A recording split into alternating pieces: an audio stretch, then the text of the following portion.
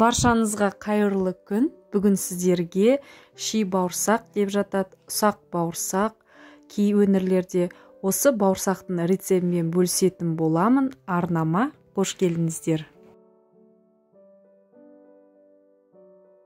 Сіздерге барлығы түсінікті болу үшін ыдысымызға 1 кесе толы том май ерітілген, жарты кесе қант, 1 кесе жылы су, шым-шым тұз, жана жарты қасық шай қасықпен соданы қосып, осылай араластырып аламыз. Одан кейін елеуіштен өткізілген ұнымызды аз-аздан қосу арқылы қолға жабыспайтындай біркелкі қамыр илеп аламыз.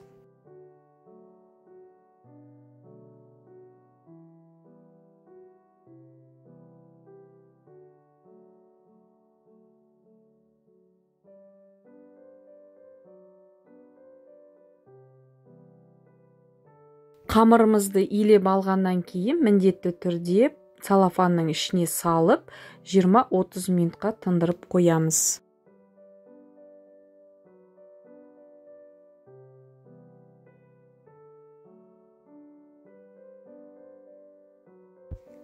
Оқтаудың көмегімен аса қалың емес, аса жұқа емес, бір қалыпты қамырды жаямыз. Тура видеодағыдай жаясыздар да пышақтың көмегімен ұзынша қылып турап аламыз. Одан кейін өздеріңізге қандай қалыпта ұнайды, ұзынша немесе төртбұрышты бауырсақ, кішкентай бауырсақ тәріздес қылып кессеңіздер болады.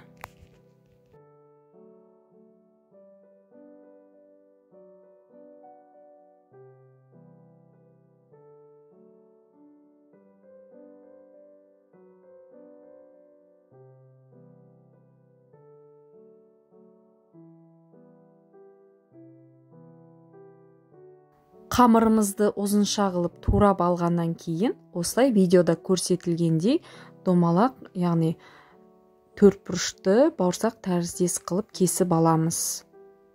Тура видеодағыдай жасасаңыздар болады.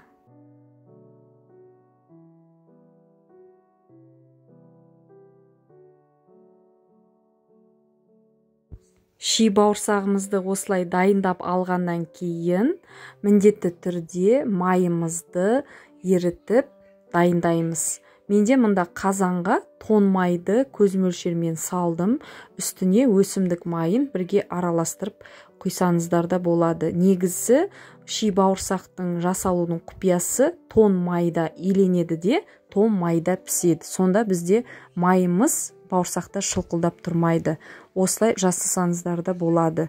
Видеодағыдай көрсетілгендей майымызды қатты қыздырып аламыз да, осылай пісіріп аламыз. Негізі сковородкада жасасаңыздар майларыңыз жан-жаққа шашырайды да, біркелкі шықпай қалады. Сондықтан да қазанға салып, осылай ары-бері араластырсаңыздар, бауырсақ тәріздес болып, әдемі болып шығады. Осымен біздің шығыстың ши бауырсағы дайын. Үй жағдайында жасап көріңіздер, сіздерге ұнайды деген ойдамын. Барлықтарыңызға астарыңыз дәмді болсын.